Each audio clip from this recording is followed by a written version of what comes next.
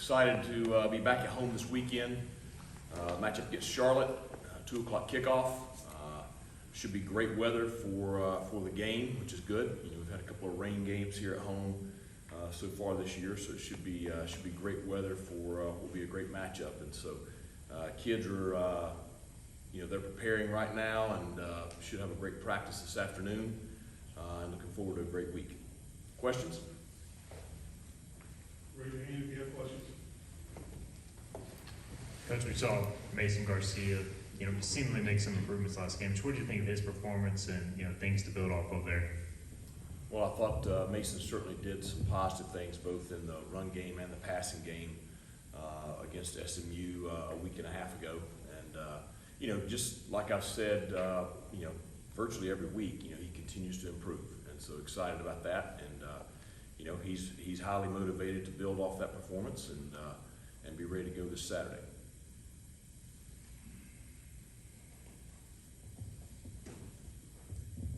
Do you think it's helped Mason to just maybe take a step back a little bit and just be in that different role? Maybe it has, and Coach Kirkpatrick and I have talked about that, and because I think when Mason is relaxed and composed, he's done some really good things. I think he gets really excited. He's very motivated to be great and to help our team. Certainly the other night, coming off the bench, he was very effective. Coach, one of those weekends where the pageantry of college football can kind of get in the way of the victory. How are you keeping the guys focused this week with homecoming and all the other stuff outside of football? Well, this one's maybe a touch easier in my opinion than some of them are. Homecoming really is for the fans, for the alumni, for everybody in the area. It's a lot of people back on campus. For us, our job is to try to go out and win the football game. And so really, the game to us is no different than any other weekend. Now we can certainly make it a great weekend for our alumni by getting a victory on the field, but really we don't need to be caught up in any of the stuff going on around anything with the game other than just what happens on the field.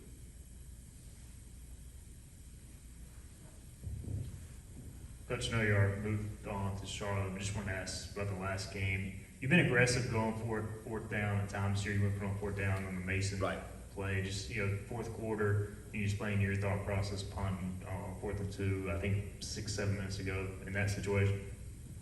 So, I think there is a line between being aggressive and doing what you think is best to help you win.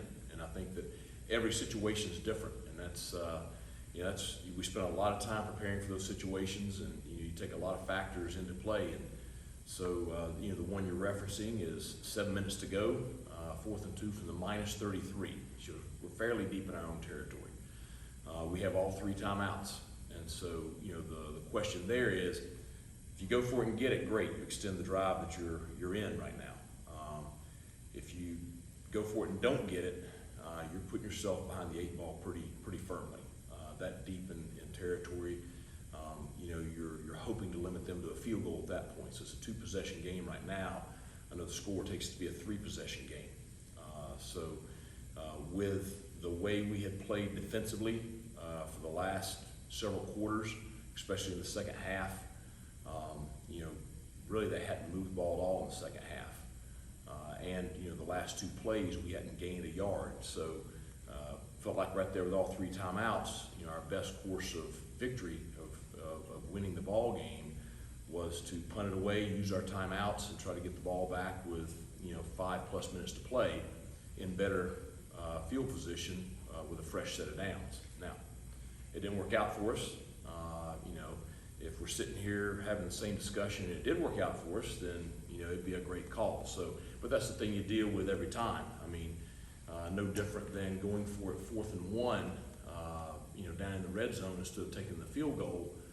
Certainly you converted that one, and a great decision. Now if you don't, then not such a great decision. So it's what we deal with. We've looked at our stats. We're converting about 44% on the year on 4th down. We look at the analytics every week. So I know that it's easy for someone to sit here after the game and evaluate the decision and be very critical of it, but we spend a lot of time each week preparing for those situations, both analytically and in practice. So there's a lot that goes into that decision. On the Flynn fumble, it looked like live he was down, but replay showed he was not, clearly not. Right. Do you have something incorporated there where if it's a tricky call like that, go ahead and get to the line, try to run a play before they can review it? Yeah, they're not gonna let us. They will not let you snap that ball. We were trying to get there pretty quick. We've been huddling the whole night, so the guys, of course, went to the huddle as they always had done during that night. That was part of our game plan.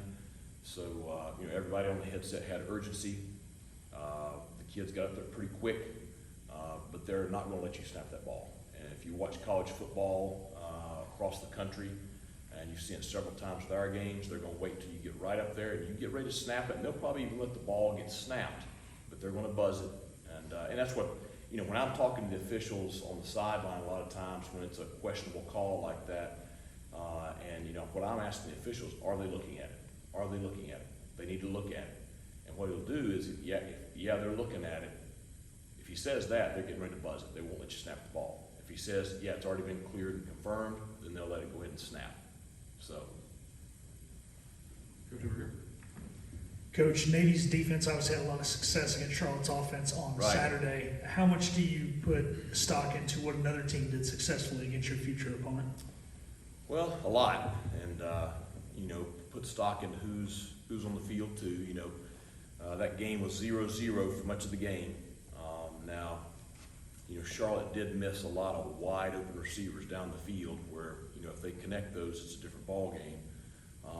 They went with a different quarterback Saturday too, and so there's lots of things you're evaluating because their offense does change depending on which quarterback is in there. But certainly we've looked at that film a good bit. We've looked at the SMU film, we've looked at the Florida film, the Maryland film, the Georgia State film, the South Carolina State film. So we looked at all those and really evaluated kind of who they are based on their personnel and their execution. But certainly it was a great win by Navy and could have easily been a great win for Charlotte Saturday, with Navy really only having the two big plays.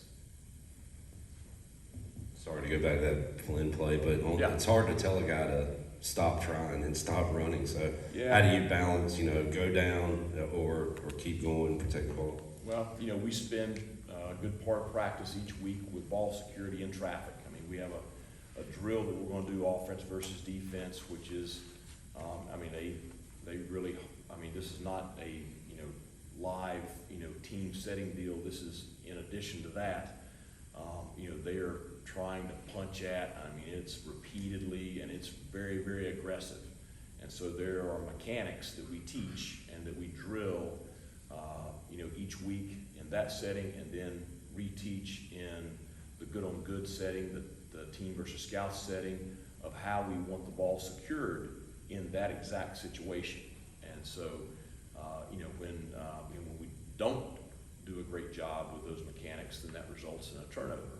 And so I think it's a teachable moment for, hey, that we're not applying the proper fundamentals that we teach in practice. This is why it's important, and this is what happens when, we don't use those proper fundamentals. And, obviously we've got to do a better job of coaching it to ensure that they're always used in that situation. Coach, overall Thursday night, how would you evaluate the offense's performance coming out of the bye?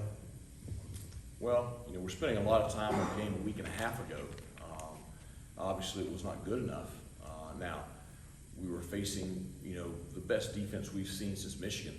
And so we did a lot of positive things offensively. And, at the end of the day, the game was 14-10 in the fourth quarter. We're driving. I think when that turnover occurred, we were on about the minus 43-yard line. We'd already gained the first down. So you're sitting there where, you may be getting ready to go drive down and go take lead in the fourth quarter against one of the best teams in our conference. So you can't just sit here and say that we did not do a lot of positive things offensively. But obviously we have to improve on that performance. We have to eliminate the turnovers in those critical situations. And we've got to do a better job of getting points on the board. You know, after getting a chance to watch the film, you know, how excited are you about some of the young cornerbacks you guys have, just the way they, you know, responded after being tested like that? I'm excited about a lot of the young players we have. You know, we continue to have some guys go out there and get some valuable experience in their first year as Pirates. And, you know, so Antoine Jackson, yeah, he gave up the double move early in the ball game, which, you know, we spent the whole bye week, you know, talking to him about, you know, having disciplined eyes, because the number one thing for a secondary player that they've got to learn is they can't have dirty eyes. You know, they've got to have great eyes in the secondary. And, you know, he let his lapse right there. It cost us a touchdown, but I think it's a valuable lesson for him. And it's painful. It's painful for him to learn. It's painful for us to experience. But those are the ones you learn the best from. You know, I can tell you stuff over and over and over again, but when you're living it, then that really reinforces it. And I thought he really responded positively to that early in the ball game and came back and played very, very well through the balance of the game. I thought Isaiah Brown Murray had a very solid night, and that's another young corner who has really rebounded from a little bit of a rocky start early in the year, and he's going to be a very solid player for us. You know, Siobhan's in his first year of starting, and, you know, he did get some playing experience, you know, the second half of last year after he was healthy. But, you know, he's another one, you know, gave up a ball there early in the ball game on a phenomenal catch by the SMU receiver. And then after that, you know, really did a fantastic job through the balance of the game. Now, I would like to see him catch a couple of those that he made great plays on and convert those into turnovers for the Pirates. And obviously that would be a big swing in the ball game. But I thought those guys competed very well, and it was obvious that SMU really wanted to attack them. And I'm glad that our guys were ready for the opportunity and responded the way they did. Coach, you talked about, you know, you've been in games in the fourth quarter. You've been in one-score games in the fourth quarter, and we aren't able to get those points to win the game. So is it an experience thing? Is it an adjustments thing? Or is it a bit maybe not that simple? Well, I think that there's a lot that goes into guys, you know, being comfortable performing at a high level in those pressure situations. And the only way that they're going to get there is by being in those pressure situations. And, you know, I think that the more we're in those situations, the more comfortable some of our guys are going to get. You know, we've played 6 games now and been in those situations a lot. So, you know, I'm hoping starting with this weekend, we're going to play much better in those situations. But it is a big combination of experience and, you know, a group gelling together and, you know, just performing at a higher level. And, you know, that's our goals for this week, and that's what we're, you know, working very hard towards.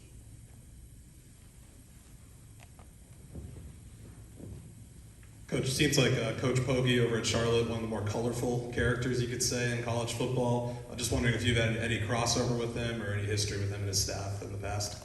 So we got a chance, Coach and I got a chance this summer to spend some time together at the conference meetings, and you know, really enjoyed my interactions with him. Obviously, he has been, you know, incredibly successful, you know, over the span of his life, and, you know, before football, in the business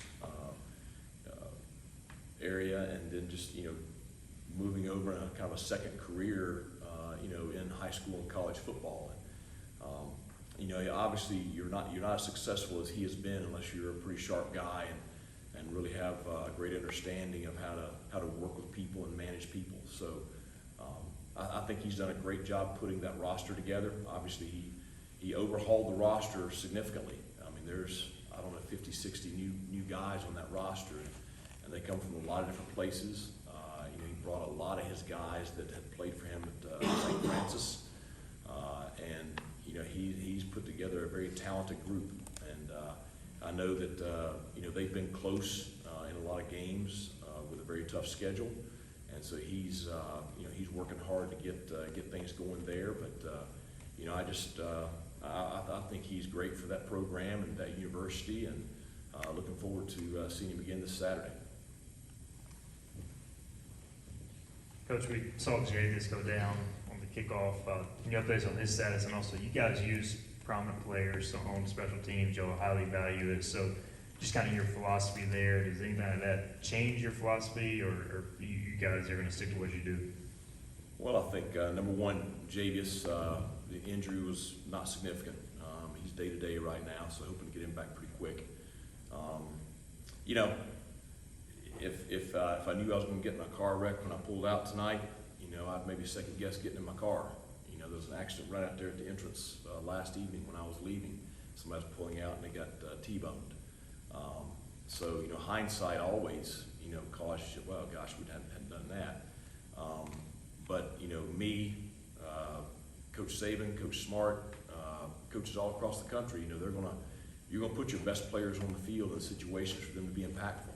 And you see it all across college football and with us too, that we're gonna play our best players that give us a chance to be impactful. We do look at snap counts a lot with, you know, all of our guys and you know, who's getting snaps where. Obviously, Javius being a freshman, his first snaps really were coming on special teams, and he's been highly impactful all year on special teams. You know, he's been a significant guy on kickoff return with his abilities there, and he's actually our leading tackler on our kickoff team. And you know, I've joked around, he would be a really good DB for us. He was a very good tackler in high school, very good DB in high school. So, you know, you hate to ever have a guy get dinged up, but that is part of our sport, and we always have to be prepared for it. But you're always going to do what is best to give yourself a chance to be highly impactful. And I think he has been highly impactful, probably more so on special teams than he has been anywhere else, although he was starting to show some things on offense, and we look forward to getting him back in both areas here soon. Any other questions for Coach? Thank you, Coach. All right, thanks a lot. Appreciate it.